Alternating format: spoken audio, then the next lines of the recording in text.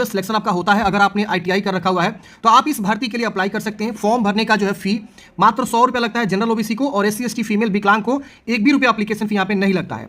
इसका जो है ऑफिशियल यानी आधिकारिक सूचना जो है जारी कर दिया गया है। हम इस भर्ती के बारे में पूरी इंफॉर्मेशन आपको बताएंगे कि एक तरह से जो है ये अप्रेंटिसशिप की भर्ती है और इसमें आपको परमानेंट जॉब नहीं मिलता है। 1 साल या 1.5 साल के लिए जो है आपका यहाँ पे सिलेक्शन होता है, उसके बाद आपको जो है सर्टिफिकेट देकर हटा दिया जाता है। ये एक तरह का जो है ट्रेनिंग प्रोग्राम होता है। इस बीच आपको जो है 8,000 से लेकर 10,000 के बीच जो है स्टाइपन आपको देखने को मिलता है एवरी मंथ।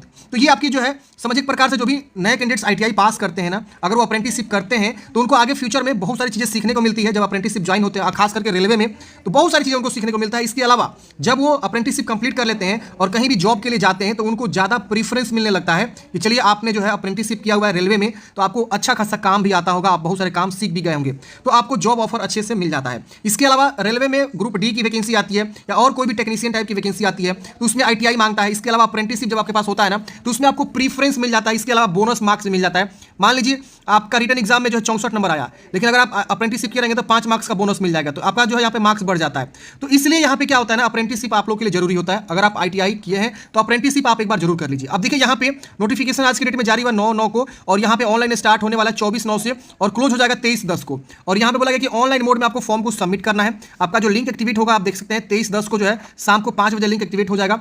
आप जो है फॉर्म को अप्लाई यहाँ पे, सॉरी लास्ट डेट यहाँ पे जो है ना आपका 23 को शाम को 5 बजे है और 24/9 से आपका जो आवेदन स्टार्ट होगा सुबह 11 बजे आपका आवेदन स्टार्ट शुरू हो जाएगा। यहाँ पे बताया गया कि trade unity community breakup training slots, मतलब विकलांग जो है किस प्रकार के जो है ट्रेनिंग स्लॉट्स पे फॉर्म भर सकते हैं वो चीज़ यहाँ बताया गया। अब इसमें अलग अलग division wise vacancy Howrah division में देखेंगे तो आपका फिटर, वेल्डर, मैकेनिक, इसके अलावा machinist, carpenter, painter, lineman, wireman, इस तरह से वैकेंसी आपको जो है देखने को मिल रही है। इस तरह से जो है 659 पदों पर भर्ती आपको जो है देखने को मिल रही है।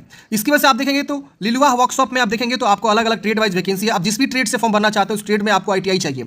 अब इसमें देखेंगे 612 पदों पर वैकेंसी आपकी निकाली गई है। अब विकलांग किस पद के लिए एलिजिबल है, यहाँ पे विकलांग वाले कैंडिडेट्स का जो है यहाँ पे सीटों को रिजर्व किया गया। जैसे आप देखेंगे तो अलग अलग जो है यहाँ पे अगर आप जो है डिसेबल्ड पर्सन है तो अलग अलग प्रकार की डिसेबिलिटी हो सकती है ना, तो सबके लिए अलग अलग यहाँ पे जो डिसेबिलिटी का जो है जानकारी यहाँ पे दिया हुआ है कि अगर आप इस प्रकार के डिसेबल्ड है इस वाले पद पे आप एलिजिबल हैं। सालदा डिवीजन में देखेंगे तो आपकी वैकेंसी रहने वाली है। इसी तरह से आप देखेंगे तो आपके जो है ना सालदा में 440 वैकेंसी। इस तरह से आप देखेंगे तो कंचापारा वर्कशॉप में आपकी वैकेंसी 187 पोस्ट है। इसके अलावा जो है मालदा डिवीजन में देखेंगे तो आपके जो 138 पोस्ट हैं। इस तरह से आपको आसनसोल डिवीजन में 412 पोस्ट हैं। इसकी वजह से जो है जमालपुर वर्कशॉप में देखेंगे तो 667 पोस्ट है। तो ये जो अलग अलग डिवीजन वैकेंसी आपको दिखाई गई है, तो ये वैकेंसी आपको जो इस तरह से दिखाया गया है अलग अलग डिवीजन वाइज। अब देखिए आप जब फॉर्म भरने जाएंगे ना तो आपसे पूछेगा कि किस डिवीजन में आप फॉर्म भरना चाहते हैं, उसके अकॉर्डिंग आप डिवीजन चूज करेंगे और फॉर्म को अप्लाई कर लेंगे। किसी एक डिवीजन में आपको जो फॉर्म को भरना होता है।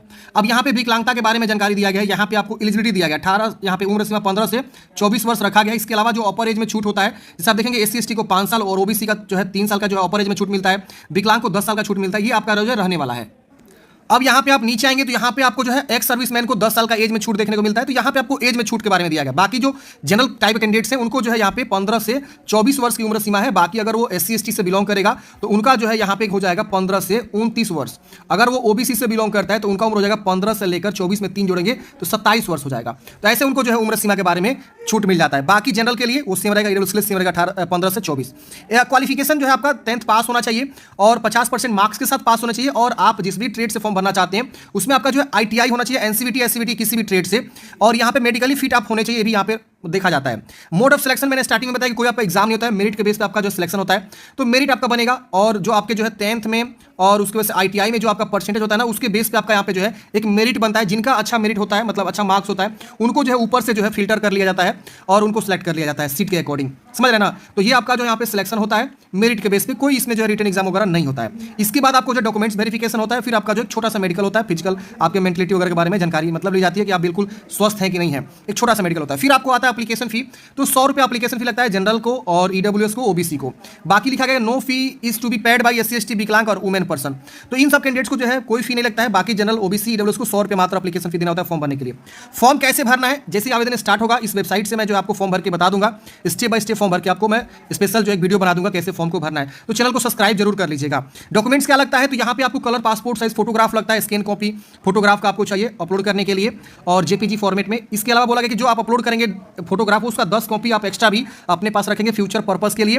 सिग्नेचर आपको चाहिए, सिग्नेचर यहाँ पे आपको लगेगा 10th का मार्कशीट लगेगा, और जो आपका ITI का सर्टिफिकेट है NCVT SCVT वो आपका लगेगा, और जाति सर्टिफिकेट लगेगा EWS SC ST OBC EWS से अगर आप आते हैं तो आपको जाति सर्टिफिकेट देना होगा। विकलांग है तो विकलांग सर्टिफिकेट आपको यहाँ पे देना होगा। इसके अलावा आपको जो है बताया गया कि all other relevant column of the application form should be feet by the candidates, बाकी जो कॉलम है वो आपको खुद से जो है अपने भरना होगा, बाकी ये सब डॉक्यूमेंट्स आपको लगने वाले हैं। और यहाँ बताया गया कि no candidates will be allowed to do any type of correction या अल्टरनेट ऑनलाइन, मतलब क्या कि आपको जो है एक बार फॉर्म फाइनल सबमिट कर देने के बाद से कोई भी आपको सुधार करने का मौका नहीं मिलेगा।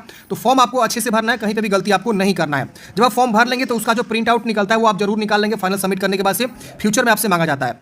इनवैलिड एप्लीकेशन, आपका फॉर्म कब इनवैलिड हो जाएगा, तो अगर आप कैपिटल लेटर में या ब्लॉक लेटर में अगर आप जो है साइन करके अपलोड कर देते हैं। बहुत लोग क्या करते हैं, मान लीजिए आपका नाम दीपक है तो ऐसे क्या करेंगे, अपना जो है साइन कर देते हैं, ये गलत प्रैक्टिस होता है।